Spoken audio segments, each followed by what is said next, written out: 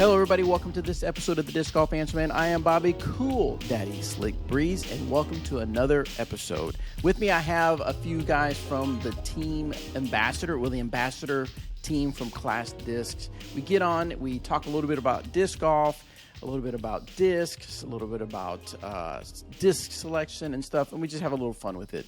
Also, if you're a Patreon listener, I recorded some exclusive content for Patreon listeners, so they have those already. Hopefully, they're enjoying that. If you want to listen to that, you can go to patreon.com/DGAM, and what I do on there is I talk a little bit about my thoughts, my perspective on dynamic discs and the merger of House of Disc. All right, so here we are. We are here in the Disc Golf Answer Man podcast. We have a few of the members from the U.S. Class Ambassador team. We got a few. We're gonna have a little bit of fun with some questions and just some overall disc golf talks. But first, we started out a little bit about talking about what disc golf we played. So briefly, let's go around the Go around the table and say who played some disc golf this past weekend. We starting with me? Am I up top? Yeah, go Anthony.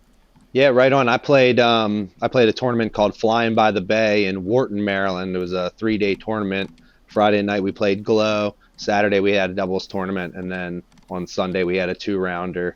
I started out pretty hot in the Glow tournament, and as the weekend progressed and we were sleeping outside and it was raining, kind of trickled off there, but had a great time, and hopefully going to get some putting practice in out back when we're done here. So nice. What about you, Snacks? Just played some casual rounds. Local course is HB, so just got a bunch of two casual rounds in there. And there's a campus course near my house that's like playing through a campus, and it's all ace runs. So finished up on Sunday at the campus course, and that's about it. Nice. And you, Mitch, did you play some? I did. I played 2 rounds yesterday, full practice rounds, prepping for the college national championships next week. So it runs Wednesday to Saturday next week, and we going up to North Carolina for that. But the weather here in Georgia has been amazing. It was 80 degrees yesterday, so it's been incredible. But yeah, just been practicing, trying to get my body ready, and practicing learning some new discs before we head over to the national championship. So nice. And you, Cody? Yeah, I went out on Sunday, took the family out for a practice round. We have a tournament coming up this coming weekend called Winter's End Warm-Up, and it's at Deer Lakes Disc Golf Course. And I've been trying to get a new identity in my game with the injuries that I've been battling, trying to find my old man golf game, and throw in Nice. slower speed discs and focusing on control instead of trying to bomb it. So that was my main objective this past weekend, and I succeeded. So my game's feeling pretty good right now. Now, what do you do? Like you say you adjusted for old man. Like of course, you're discing down a little bit. But is there some other things you're doing to your form to kind of help? Not really form. I mean, slowing things up and making sure that I'm not, herky jerky, trying to, mash on a disc and throwing less overstable stuff and trying to just be smooth and controlled. Ah, nice. I think I might be playing old man disc golf for my whole life. I know. I'm like old man. I've been old man since I started playing disc golf. Don't they call a bunch of the older guys, Kale and some of those dudes have been on the tour for a long time? When you get older, you just get smoother. So I don't think that's a bad thing. Right. Yeah. You'd be all right. I remember when Johnny McRae got on the scene, and everybody was like, all the old guys were like, yeah, go Johnny McRae, because, he's crushing it just like the young kids. So, yeah, that was a big deal when he came on scene. So a couple of questions I want to ask you guys. I thought we'd get some feedback from you guys, and hopefully our listeners can learn about it. But one thing I want to touch on is how do you go about selecting discs for you to try? Like, how do you figure out you guys on here have been playing for years, so I'm sure you've got pretty much a set bag. But how do you go about whenever a new disc comes out? What makes you go, I think I want to try that disc and see what it flies like? What about you, Snacks? Yeah. I was hoping we didn't choose me first, because this is like the answer that I feel like is the hardest for. I feel like it sometimes could be the flight numbers, because there's sometimes where I'll see flight numbers on a certain disc and I'm like, oh, I know that that's going to be fun to throw. Like specifically like the Wild Honey before I threw it. I was like, oh, it's a 12 speed and it has a -2 stability. So I was like, that thing's going to be fun for hyzer flip specifically to throw. But other times it's just word of mouth, as far as like I see one of my friends throwing something and maybe they have like a bigger arm than I do or not as big of an arm as I do. And I think that like I could probably throw that disc really good. And I feel like, I don't know, it's kind of just really word of mouth, I guess, because there's not a lot of stuff that comes out where I'm like, oh, I gotta get that if someone that I know isn't already throwing it, you know what I mean? So it's more word of mouth for me, I guess, because it's less of like the flight number thing that I mentioned, I think. Yeah. Mitch, is that the kind of the same for you? It's like you got to hear a few people throw it. Yeah, I think it comes from that, and then it comes, I think for me it's feel, it's plastic. From working for disc golf companies in the past and stuff and doing quality control and that side of stuff, like you kind of get in that mode of like you put something in your hand and automatically it feels good. Maybe the flashing feels weird, maybe the plastic's a little too gummy. And I know all of us just added a lot of discs with Clash coming into our bags over the last years. And so a lot of that has been feel. Is a lot of people pick up a cookie or they pick up a soda and go, wow, my fairway driver has never felt like that great in my hand before. And then I think a lot of people too, either they have bigger hands or smaller hands, so they think, oh, I need to have this width rim. And for me, I have pretty large hands, but I actually like stuff that has smaller rims. I feel like I have more control over it. So really it's a lot about feel. And then some discs I like forehand, some discs I like backhand. It just depends on kind of what it feels like in my hand. But plastic, I would say, is the biggest thing. If I can dig my thumb into it, or if it's too gummy or too stiff, or maybe it feels kind of cheap, I definitely want something that feels premium. That's super true. Just to finish that thought, is like that's actually what got me throwing the Ginger, was picking it up at my local course because of Cupcake. Like he had all his stamp disc there. I picked it up and I actually thought that the Ginger would be too gummy for me. And I like felt it and I was just like, I want to throw this thing to test it out. And that's the first one I got. And it actually changed my mind about the gummy plastic, because I thought it was going to be like too gummy maybe. And it's actually been like, you know, my favorite disc from Clash. So yeah, I agree. Nice.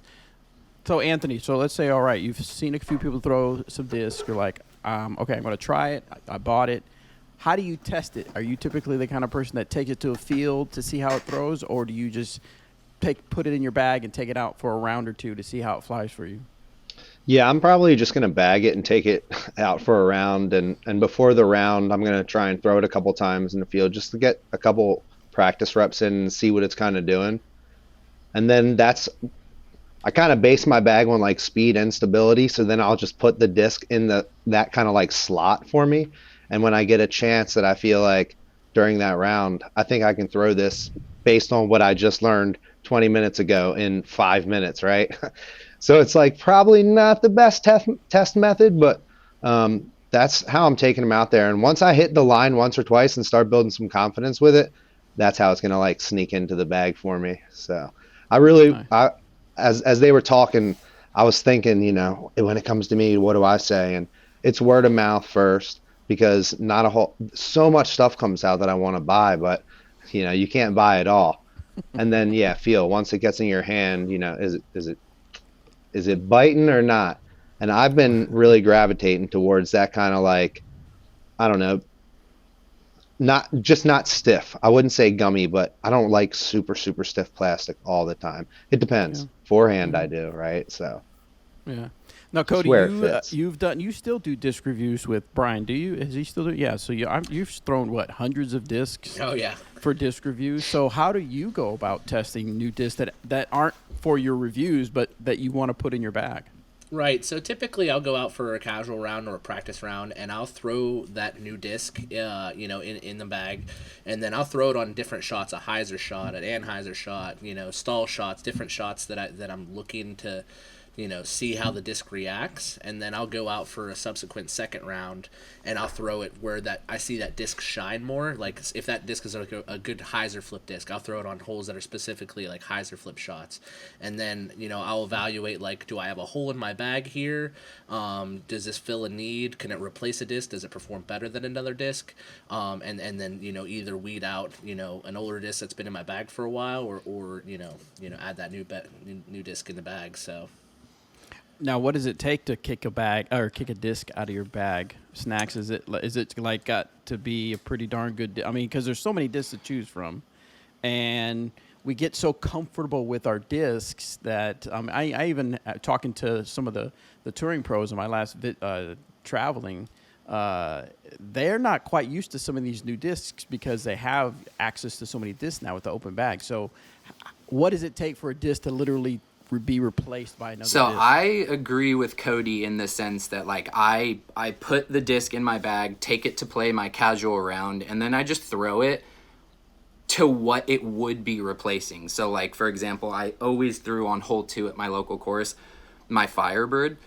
When I got the Ginger, I was just like, okay, that's the perfect hole to test it on, and you pretty much know right away like with the new disc or not, like if you love it or hate it.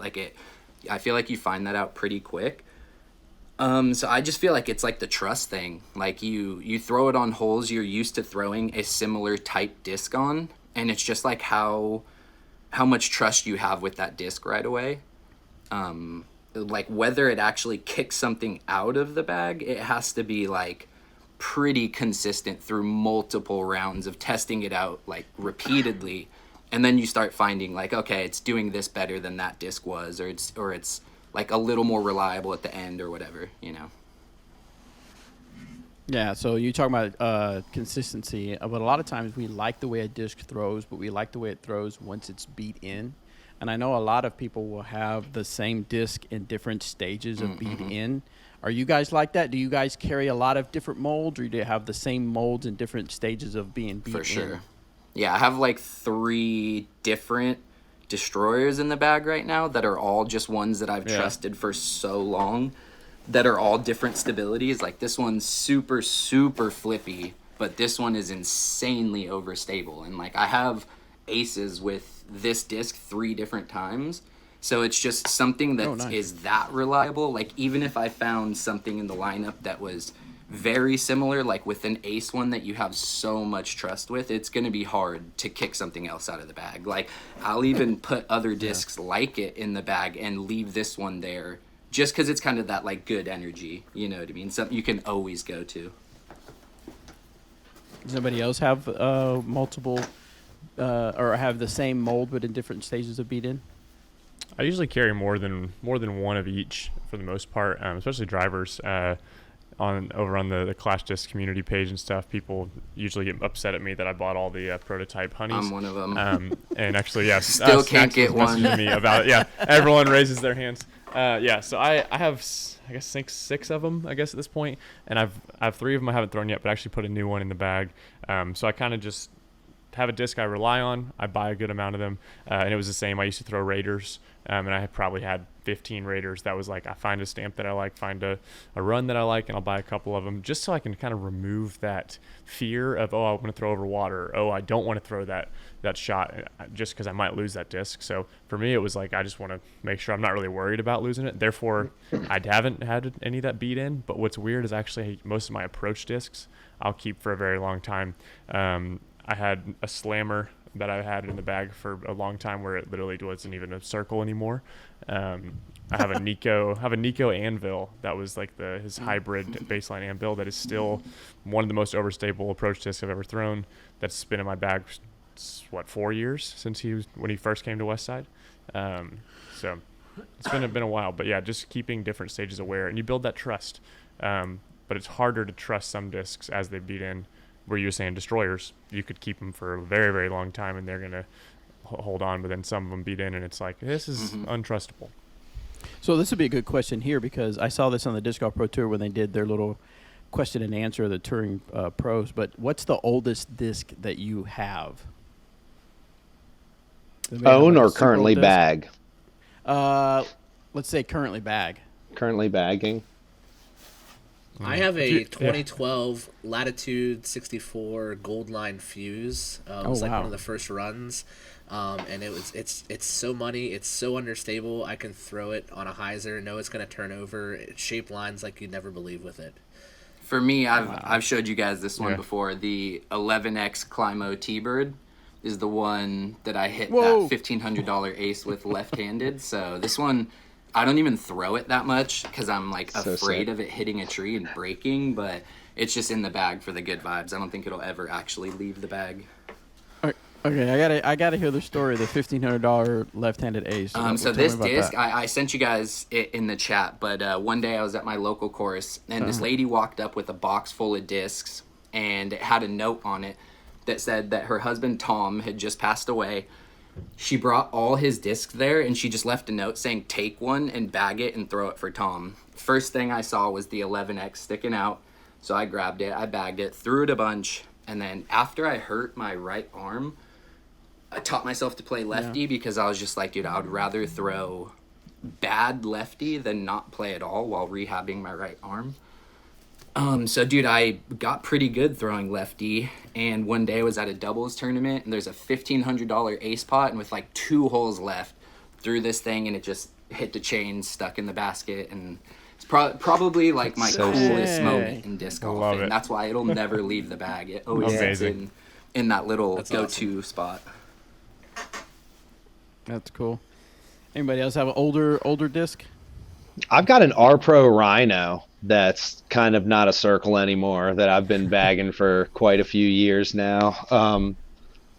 But it's not super old. It's just one. It's it's old to me. It's just one that I have a lot of trust in and I've been throwing for a while. And one little bit that I'll throw in there based on kind of the conversation that was being had before too is like, I think it kind of takes more of like the success ratio of a disc to kind of start to turn for me to take it out of the bag. It's not like I'll get a new distance driver or something and I'll totally replace one and I'll take that one out. I'll put it in there along with the other one, right? And it's got to be like the disc starts to flip a little bit more than I am used to or something like that, to where I don't have that trust in it. Because I've noticed like recently I gotten to the point where it's kind of hard to pull discs out of my bag because I've been getting some new stuff and I'm throwing it. I'm really liking it, but I don't want to take something else out yet. So, I feel that. yeah, I don't know. I guess that's a good problem to have, though. Nice. I was trying to look for I have I think it's a 2010 or 2011 Star Destroyer Yeah. that I want to sell. I've never thrown it. It was Is a it an year. Avery? It's like a 2-line, or no? That'd be pre-Avery because he No, won 2009. it was a Eric McCabe won the Glass One Open, and it would have been 2009 that he won it. Maybe it was 2010, but he won it. Is He that signed it for PFN? me. And so it's been on the. I don't know. Avery Look, was Snacks is about to 2009. make Oh a no! bid. I'm gonna make Yeah, I'm he gonna is. make a bid on the Proto Honey before I do that one, dude.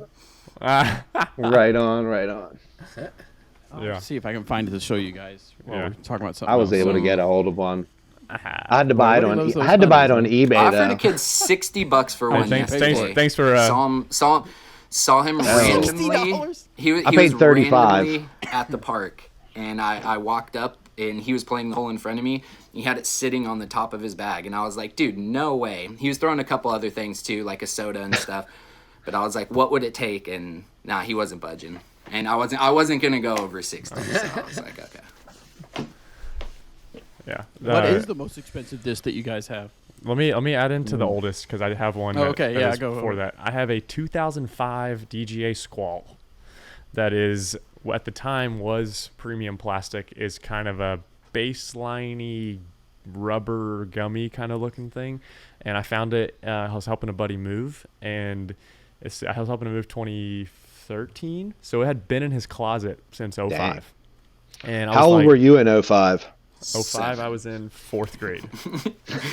No, fifth grade. 05. Yeah. Anyway, but it's funny because I had bagged this for a very long time. It goes in and out depending on the course because it's pretty straight to flippy. But it literally is a tournament stamp 05. And I never forget, I threw it one time. I parked a hole. There was this guy, this kid on my card, and he goes, 05. He said, I wasn't even alive then. And I was like, oh, no. And he ended up beating me, Nice. which was even worse. But the fact that I had a disc in my bag that was older than someone on my card was pretty funny. That's funny. So, 05 Squall. Mm-hmm.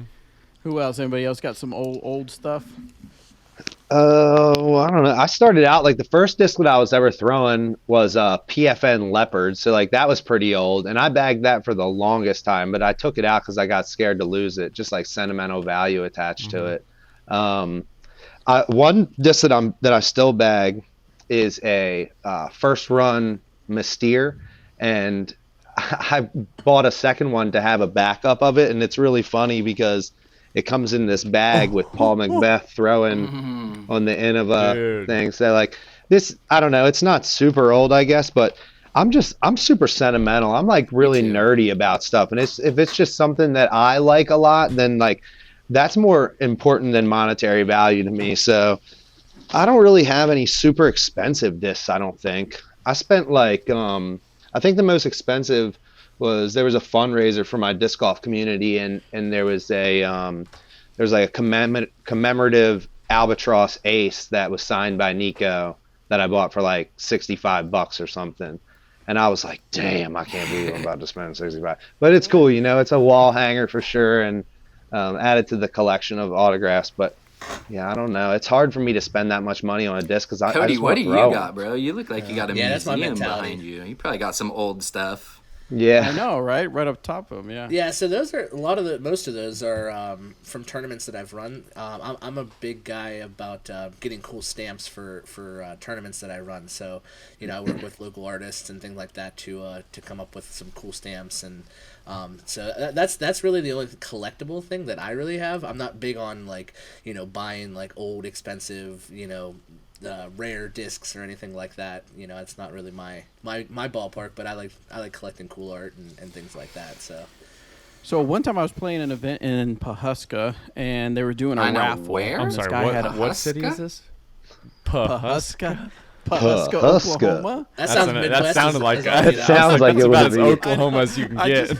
I just glazed right over it, like you guys would know. Pawhuska. Yeah, like you've never, Pawhuska. like you've always heard of it. So Best place anyway, you never heard of. it was actually the place where I first started doing disc golf media. It was the Green Country Open. It was a NT. So anyway, I played an event there, and this guy had a bunch of old discs, and he was doing a raffle, and I won a bunch of old stuff. I have this old rock. It's a Oh, 12 nice. time, but it's like never thrown, been in a bag. And then I have now this I bought myself, and it was when EMAC won Worlds, and it's a Z Banger, and he Wow. signed it. And I believe I may have to text Eric. I believe there's only like 100 or maybe 50 of these that were made. Heck So yeah. I have that. And then another one that I won in that raffle is from a 1988 PDGA Worlds. Whoa, that's cool. I don't even know what it is. I looked it up one time to find out what it was, but yeah, so Wow. that was pretty cool. So they've been in bags forever. And Oh, then the- Cody's back. Uh-oh, what do you got, Cody? So this is one of my favorite stamps that I had done. I don't know if the glare's There you working right or go. not, but Is that Slaughterfest. Sasquatch? Wow. Slaughterfest. Slaughterfest. this was Yeah. one of the first tournaments I ran. Oh, that has- one's sick. Oh, this is a reoccurring theme, huh? Oh, nice. Every time he holds up a disc, Anthony, give me a good intro for it. this is Hoppy Heiser, Heiser. Kermit cool. drinking a Love beer. Love it. All right, so for our audio Are people, you a can go home back and brewer, watch the Cody? Video. No, I actually work with local brewers for this event. This is another Hoppy Heiser one. And the last couple of years, I've worked with a local brewer called Shoe Brew, and they actually do their artwork too. So they're video game based, like nerds. And Okay. they Love make it. beer. So Sweet. all their beers are video game related, and I love video games too. So we made a disc golf video game beer. So That's Love cool, it. man. Okay, so tell me how much you guys think this would be worth. Let me see if I can make this work. Which screen? We're your appraisers. Dude, I'm so I need bad some at this. appraisers. Anthony's gonna hold up the T-shirt. You can trade me in old stories. I didn't know you See if were it'll talking let me- about Can you guys see that? I know the people at home. Oh, or on wow. the audio can see it. 2010. So a 2010 Glasswood GBL. Open. EMAC won the 2010, and he I bought that. Wow, so that I autographed could by get the his champion. signature. Yeah. is that a judge? That's pretty no, awesome. It's a. Isn't that Star Destroyer? Yeah. Yeah. SDS baby. Yep. So I'm not. I don't know. I don't know. A how long I'm gonna hold on 172. that. Is that in your zone, Snacks? Is that in your area? Is what the weight? Yeah, that's money for you, Yeah, I'm a huh? 171 guy. That's my Nice. sweet spot. All right. So Yeah, let's that's. jump to- I don't oh, know. go I ahead. think if you find, I think if you found the right person, I think the price of disc golf, maybe in time it'll change when we, especially with stuff like what's it called, Brixton. These Brixton disc golf cards that are coming out. I think that like the collectibles for this sport, or as far as this sport goes, I think soon it can be a realistic thing that could actually be gauged and rated and monetized and valued. I think right now, it's still kind of maybe in the stage of, what kind of disc golf fan are you? How much interest do you have in this specific player and product? So like, I don't know. You might be able to get somebody who's a huge EMAC fan that has a collection and wants to add something because that's sweet. What, the winner of the 2010 GBO and on that disc, like that's pretty cool. Yeah. But you could also get undercut. Yeah, I could give a shout out when you're talking about expensive discs. There's a guy on the Clash Disc community page named Bryson Ingersoll, and that dude, I've gone back and forth with him a good amount. He is a Castoplast collector and a Clash collector, maybe a couple other things. He's got to have thousands in first run Castas in like 10 different colors of. Was he the one Clash that had honeys. like 12 proto honeys? He posted like 20 of them. Like colors that, Yeah. that I think there were like colors that like Randy didn't even know that were made. Yeah. Yeah. I saw It was that. like, It's a Shout out retirement that guy. fund. yeah. He's like, that left my factory? What the? I didn't even know. So there are those collectors, but I think Castoplast and Sexton Firebirds might be the most expensive discs on the market. Casta, Casta really? Plus is insane. Nuts. I saw one go for $2,300 one time. What? What? From The Castoplast? first run bird. No way. Yeah. I believe it. I believe that. Oh yeah. Wow.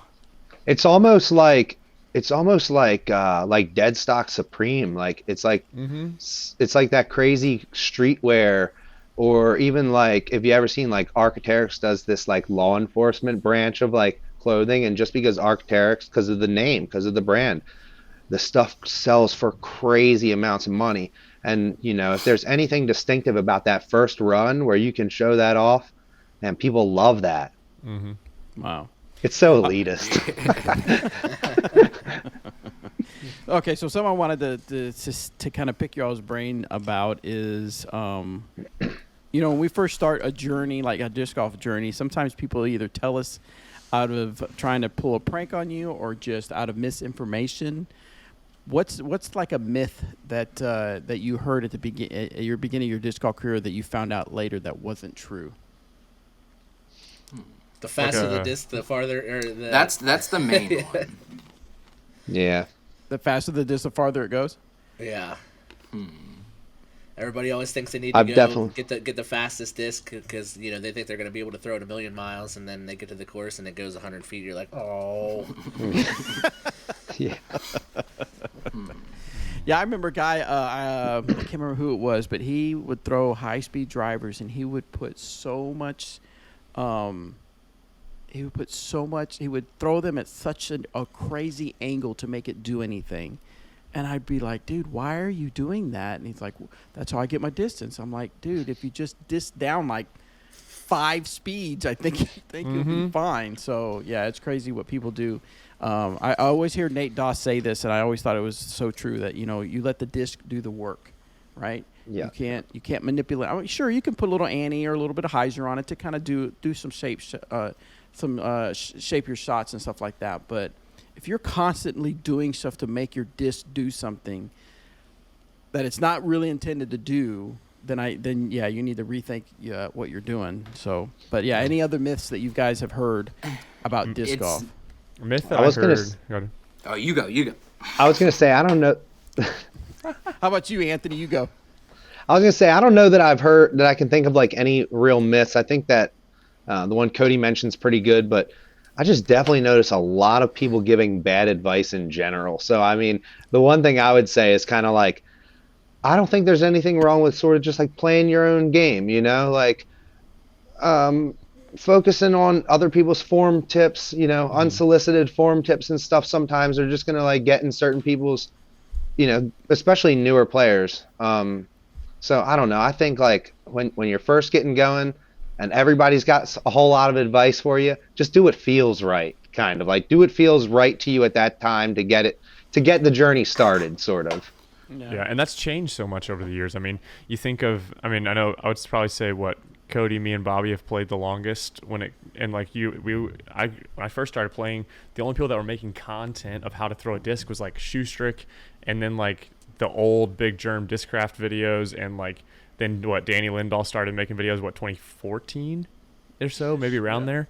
I don't know, we can ask him, but the myth that I had always heard was you need to fall through your shot. Like you need to follow through, so you need to rotate and kind of like spin off the tee pad. Like if you're not following through, you're losing distance, which for years I did that. I would kind of fall off the tee pad, kind of that James Conrad style of like, not like a mega run up, but someone told me years ago, probably 3 or 4 years ago, that you should have a brace that when you follow through, you should be able to like display balance on your front foot instead of being like falling straight through. And I was like, that's really weird. Thought it was a myth, and then I started to try it, and I realized that I had way better release angle, I had way better consistency, and I wasn't losing any power in my shot. There wasn't any energy left. If you watch Simon, you watch Drew Gibson throw, you watch these guys that are some of the furthest throwers on tour, what do they do after they throw? They don't fly off the tee pad. They can stand there and balance like a flamingo, so that was something that I thought was a myth at first, and then actually started doing it, and I was like, oh, that changed a lot, and developed a lot of consistency. Yeah, What about you, Snacks? for me, when I first started, I don't know if it's as much as like a myth, but I had a lot of trouble backhand. So one of the people I was playing with was like, oh, it's easier to throw forehand. Just throw forehand. And I threw with more distance forehand. Like the first time I played, I probably threw like 9 holes backhand. He said, oh, it's easier to throw forehand. I threw forehand and it went like double the distance. But now playing, I think backhand's way easier on the body, like way less stressful on like your shoulder, your elbow, everything like that. So I wouldn't necessarily say that like sidearm is easier, but it kind of like when you're first starting, you kind of do get more distance sidearm. So right away you're like, oh, this is going to be my game. You know what I mean? As like a sidearm thrower. And then you put a little bit of practice into backhand, and I just feel like it's way easier. So I would just say maybe that whole, like when you're first starting, people like to tell you like, oh, just throw forehand a bunch. And like for me, I feel like that was like once you learn the first couple steps of backhand, like backhand's way easier. So I would just say maybe that like forehand easier than backhand. And I think Anthony made a good point about like doing your own thing for a while is a good thing. Like I was saying, there was, now you have a guy came up to me on hole 1 the other day at a local park here in Marietta, Georgia, and he saw me throw a couple shots, and he went, can you show me what I'm doing wrong with my form? And I was like, sure. He throws. Dude had phenomenal form. I was like, how long have you been playing? He goes, oh, I've been playing about 2 months. And I was like, what? Some people are just athletic, and it just makes sense. And our sport's changing that way, but that doesn't mean, and I want listeners and viewers to hear this, that like not everyone's going to be on the pro tour. Like the percentage is becoming smaller and smaller and smaller. And I used to be like, these freaking people coming out here with lids throwing that get off the course. And now I'm like, dude, if you're out here enjoying it, like that's what matters. Like do you, and if all your goal of disc golf is to be able to collect some cool discs, hang out with your friends, and maybe you never shoot under par in your life, who cares? Like enjoy it, and it doesn't have to have this pressure on me. And I find myself having to reset that so many times and go. I interviewed Emerson Keith one time, and I remember him telling me, he said, dude, at the end of the day, we're all out here just throwing frisbees in the woods. Like that's the whole point. Like the fact that we're getting frustrated, that we're thinking we need to change these things. And he was like, we're here throwing frisbees in the woods. And that was literally like at the Pro Tour Championship. And he's like, that's the point. So I think that's what it comes down to, is like, it comes down to what is your expectation, and you don't have to have this perfection, but enjoy it. I like that. Yeah. Right. All right. So this is going to be a quick thing, because I just these questions popped in my head. I was just curious what about y'all. So raise your hand. Now I'll tell people that are listening on audio, so don't worry about audio people. But I want to know who skips the live coverage and only watches post-produced. And be totally honest. Kinda. If you would have asked it a while ago, my day might have been different. Yeah. Well, let's go to you, Snacks, because you're kind of like. So what do you mean kinda? Well, I will watch it like when it's on YouTube, like, and it's live or whatever, but usually I'm out playing on the weekends, so it's just easier to not have to worry about like setting a time to watch it and then going to play. It's just nice to know that like the post-produced coverage is there, it's excellent, and you can just kind of have your weekend and then go back to it after. So it's not like I'm against it, because I do have friends that are like, bro, don't post spoilers. Like, they literally go on Disc Golf Pro Tour, they block Disc Golf Pro Tour, they block like all the pros so that they don't see spoilers, and they get real mad when people post them. So I'm not that guy. I just like, I'll watch it if it's on, and then I'll watch post-produced coverage too, you know. Okay, so here's the deal. So I kudos to them for blocking Pro Tour, blocking the top tour people, but man, you can't. If you're gonna get mad at somebody, and I'm sure they probably don't get like super. Do they get like super? Yeah, upset? I make fun of them all the time, because I'm like, you guys are dorks. I'm like, you can't ruin, like, you can't Snacks spoil is the drama. live. He's the mean coverage, guy. you know. So, but I never. It's a live sport. Yeah, like now. I never ruin Yeah. it for them, but I do love to like poke fun at them, and like you said, kudos to them though. It's like they go out of their way to make sure that it's not spoiled for them. I personally but they don't mind having it spoiled. That's like, it's like watching the news and then getting mad that you found out the next one. Like, it's sports. No, Yeah. it's sports. It's changed in the past couple of years though. You know, like I think when live started, I was like, this ain't it, man. I'm not taking my time to watch this for 4 hours in the afternoon. But now DGN has come a long way. Like, kudos to DGN, and people that are like, oh, it's still bad. I'm like, dude, you didn't know. Like, I mean, I know, Bobby, you remember Disc Golf Planet. You remember, I remember watching. I remember watching the first Disc Golf time. Was Monthly, it? yep. Yes, Disc Golf Monthlies. Was it GBO that it was Robert McCall did commentary, and it was someone else. It was 2015. Was when DD, I think it might have been DD or somebody put it on like themselves, and they partnered with Disc Golf Planet. Yes. Yeah. So I had hernia surgery that week. So I watched that entire thing and just laid there in bed and watched that. And I was like, whoa, this is actually a thing. This is good, like somewhat. But then you think how far we've come. So now I watch more live, and I kind of keep it kind of on another screen or something more than I watch pros produce. And I think that's going to happen more and more because of what DGN's doing on the ground. You're capturing, you're not just getting one card, you're capturing multiple cards. So that narrative And the is changing. storylines. And yeah, Exactly. So you get to see them I unfold. will say. So someone might. I would just say, like, you have a point that I remember, like, when the Holy Shot happened, I was on Instagram, and then you just started seeing Instagram blowing up. And I remember reading a comment that was like, oh, I feel bad for you if you didn't see this live. And, like, so that's the one thing I can say about live, is that must have been a special moment to kind of get to see that happen in the moment and be there for it somewhat. Yeah. So what I was going to say is, so when I started Disc Golf Media back in 2009, it was God. I just had his name in my. He made those DVDs, the Clash of the Titans DVD or Clash of something. Oh, yeah. Do you remember Yeah, his name? Clash, about. was it Clash of the Canyons? No, that's the tournament. No, Cla- that's a tournament. But it With was with Kale and Nico and Feldberg. yes. What is who produced them? Oh gosh, I can see it because there's a poster of that at another round in Charlotte. They have an old poster of one of those in the bathroom. I like can visually see that. So I remember watching those DVDs and thinking I could do that. Now I will say, and someone may prove me wrong. If you're listening or know somebody, prove me wrong. But okay, so in 2009 they did the Green Country Open in Pawhuska, Oklahoma.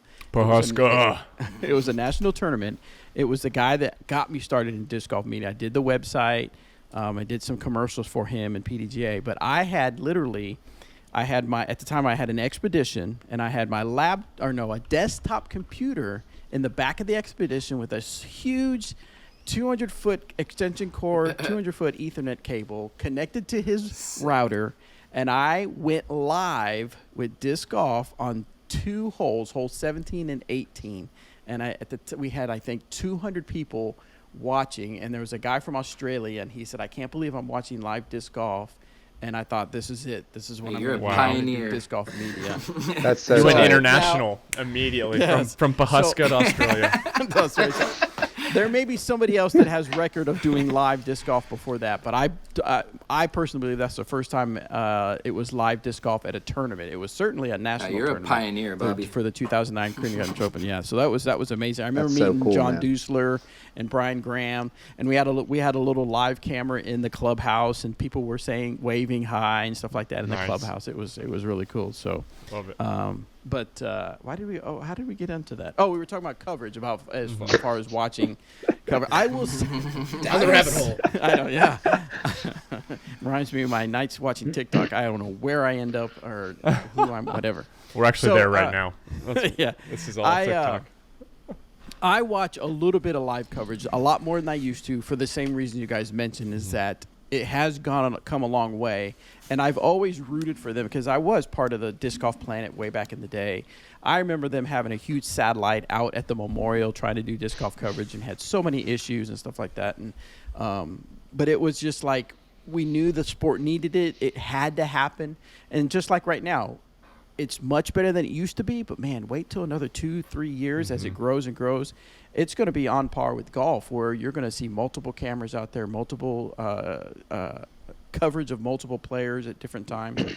So, but I don't watch the post-produced coverage because by that time, for me, when I know the winner, I don't know that I want to watch it.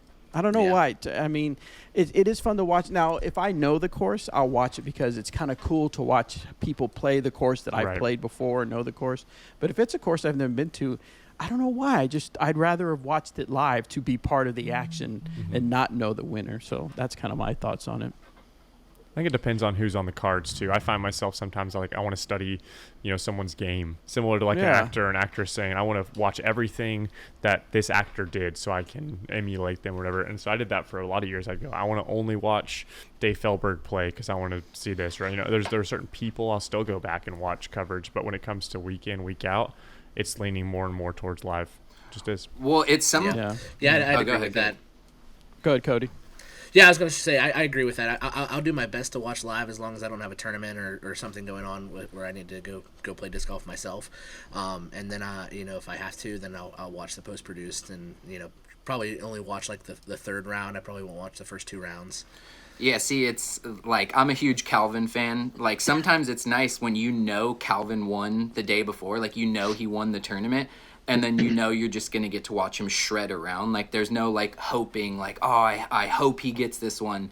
Like he wins, and you kind of just get to like watch how awesome he played, you know what I mean? Without the stress of like, oh, dude, I hope no one catches him or blah, blah, blah.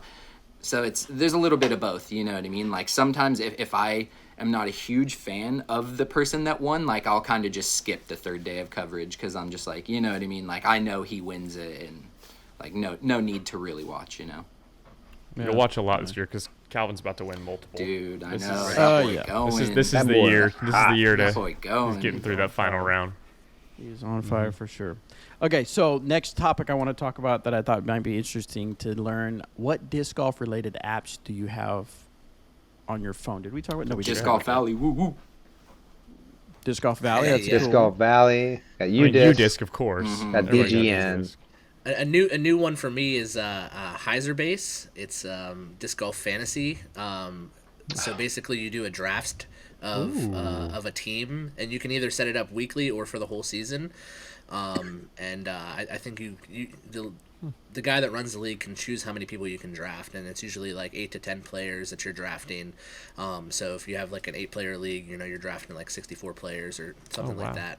And That's the one that it's Erica's awesome. been talking about?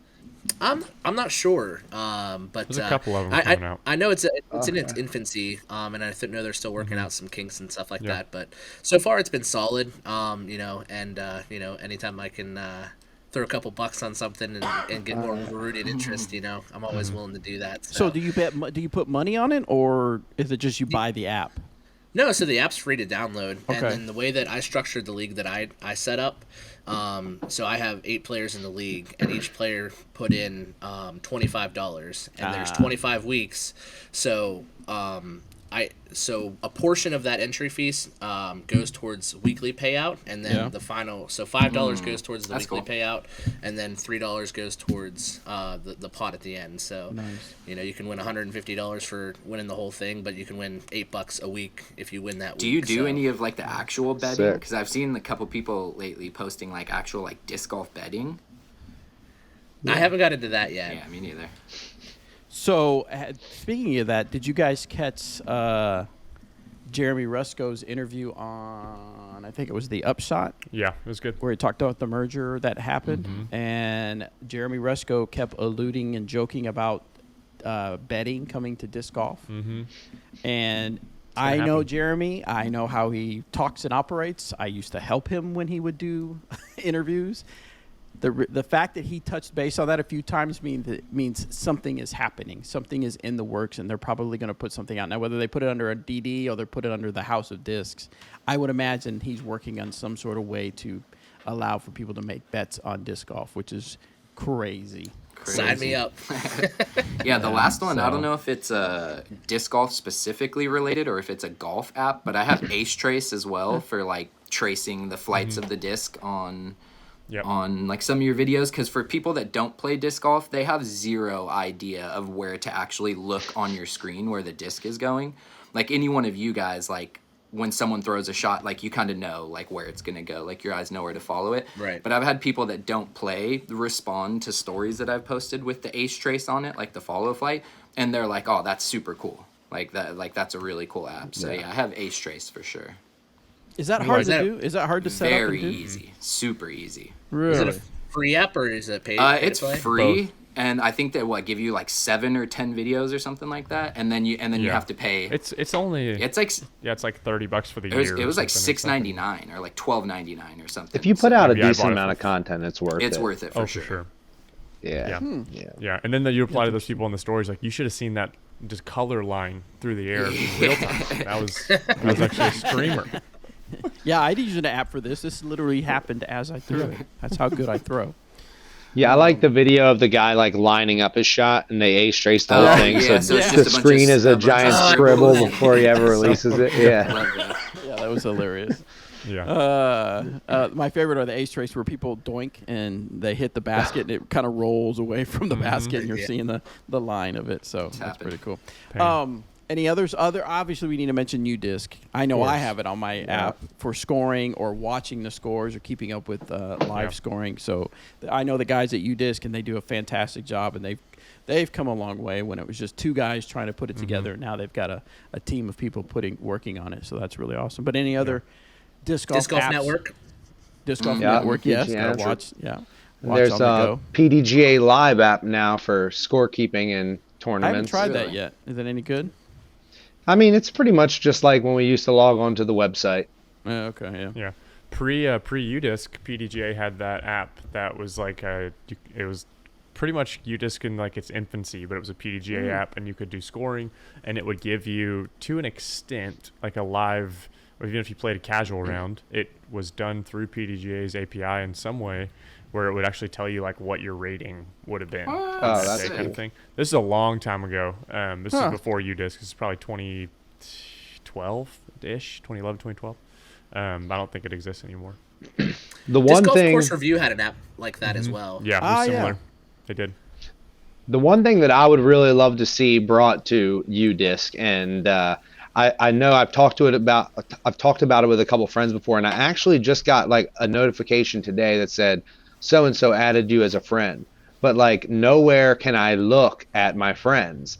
And I just think it would be kind of cool if you could like monitor your friends' rounds and go ahead and razz them, and No, that would you be know, cool. not to say we got to add the social media aspect to it again, but like it is kind of cool to be able to see. You can go to a course and check the leaderboard, right? But Right. like you can't kind of freely like scope out what your friends have been doing. I always thought that would be kind of neat. There was that the would be kinda neat. Cardcast, wasn't there, for a bit? I don't know if I think you still do that. You can like share a live UDisc round Oh, with like a that's link cool. to a text. That was a thing for a bit. Maybe that was something they were testing, where I could be playing around and shoot a text to you guys and say, "Hey, follow along with my round." That was a thing for a bit. I don't know if that. That's exists pretty cool. That's cool. Okay, so raise your hand if when you warm up for a tournament and you're putting, you have more than 2 putters in your hand. In my hand or with me? Maybe with you. Oh yeah. I have, All right, Mitch and Snacks. Mitch, tell me More the than 2 putters philosophy with you. behind that. I carry, I know Anthony does this as well. I carry the Upper Park Rebel, and it has the perfect size pocket on the top for 3 discs. So I actually usually keep 3 putters, and I'm weird, and I know you guys have seen this before, I have like an unreal amount of prototype popcorns, and they're all in the exact stage of wear because every single time I putt, I have 3 putters each round, and I do not putt the same putter back-to-back holes. So I'm Whoa. constantly Interesting. rotating. I did not see that coming. Yeah. So you're telling me that Yeah. when you're on hole 1, you putt out. Hole 2 is a completely different putter. Yeah, so these are just discs that are next to me. But What is the thing behind that? just so I don't think, oh, this one's working today. And it's just another mental thing I of do like, that. I don't want to go, oh, the blue one's working today. So say the picture these are all white. It's Yeah. in my bag like this. And then I'll take it out, putt with this one, whatever. And then when I put it back in my bag, I take these 2 out. Next hole, I'll putt with this one. The next hole, I'll putt with this one. And even if I'd say I miss a 60-footer, not usually, but then I won't even putt with the one that's on the ground. I'll grab another one out of the bag, and so they're constantly cycling. So I'm now at this point, I have 12 popcorns that I have no idea which is which. They're all the same. Madman. And every On round the I grab rare 3. On the rare occasion that I miss a 60, 70-footer, I mean. My bad. Hey, all I'm saying, listen, I used to miss them all the time, and then I started putting with popcorns, and So my point is that when you're practicing and everybody's practicing and you have more than 2 putters, you don't feel guilty throwing more than 2 putters I while just putt everybody fast. else is trying. I'll just you putt okay. fast, Okay. or it depends on the vibes. You know, sometimes if you know those guys are going to be on your card. I've been on like 3 ghost cards this year, so who's on your card. You're just waiting on hole 1, and you're just kind of like, I'm going to take my time and really break these guys mental before you get going. But that's a different thing. But it depends on how you want to go about the round. No, I'm kidding. But I don't know. I'm not that guy that's going to be like, hold on, one more, guys, one more. Like, no. Yeah, I mean, if you're gonna putt with more than 2 putters at the practice basket, you putt your 2, let everybody go get it, then you keep putting, and as long as you space it out, I don't really have an issue with it. I was actually razzing somebody before the last tournament I played in. He had like 4 putters, and like he was always waiting on him to throw the last one. I was like, come on, man, you got too many putters, man. Let's go. All right, Snacks, you raised your hand. What is your thinking behind more than 2 putters while you're practicing? I use a grip bag, and the top slot fits 4 putters. So I have like my throwing putter and then 3 putters. I usually only use 2 of them, but I have that 3rd one there, like just in case I need it for like any weird reason, even just to like throw it during practice or whatever. But I just pull out 3 just because I feel like it's like when there's so many people practicing like that, it's never like, oh, everyone throws their first, then everyone throws their second. I just kind of like to just get my reps in how I can. And if that's like putting 2 and then walking and grabbing those 2 out with the 3rd one, it's kind of just, I don't know. I like to just get as many reps in as possible. But then I'm also like, I don't like to putt for too long before a tournament either, because I don't like to get in my head about like, I'm just, putting is the thing I work the hardest on, like I'm the most in my head about. So putting, I just like to have 3 just for like the repetition, just try and fire as many out as I can in a span of like 10 minutes maybe, and then kind of just warm up the body after. Okay, that makes sense.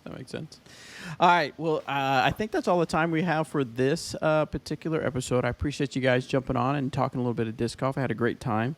I do create exclusive content for my Patreon followers, so I'm actually going to have you guys on for another 10 minutes, if that's cool with you guys. We're going to do, Sure. but I didn't tell you guys this before, but it popped in my head because we talked a little bit about Jeremy Rusko and Dynamic Disc, because I want to give my thoughts on the whole Dynamic Disc merger, and then if you guys maybe have any questions, I'm going to save this for my Patreon listeners to get some of my feedback on someone who had been with Dynamic Disc since 2009. My thoughts on the merger and what's been going on at Dynamic Disc. So if you want to, saving it from a Patreon because I want to make sure they're getting some value out of it. But that's it for this particular episode, guys. Make sure you follow I'm going to put links to each one of these guys for their Instagram in the description. So make sure you follow these guys because they're doing some great stuff out there for disc golf. And I enjoy getting to know them more and more as we talk on chats, as we talk on videos and stuff like that. So awesome stuff out there, guys. I appreciate it again. And we'll see you guys in the next episode.